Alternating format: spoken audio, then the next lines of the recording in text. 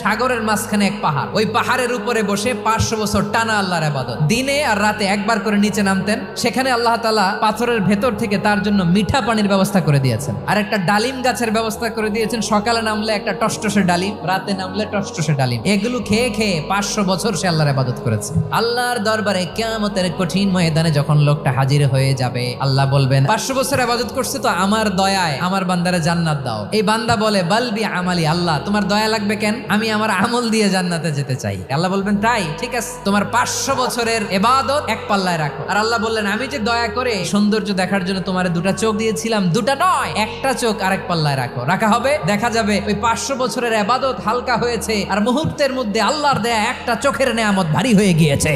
ফলাফল দেখো, হিসাব বলে তুমি এখন জাহান্নামে যাবা, যাও এবার জাহান্নামে যাও। এবার লোকটা কাচুমাচু করে বলে আল্লাহ এবার আমি বুঝতে পেরেছি তোমার দয়া ছাড়া দুনিয়ায় কেউ জান্নাতে যেতে পারবে না।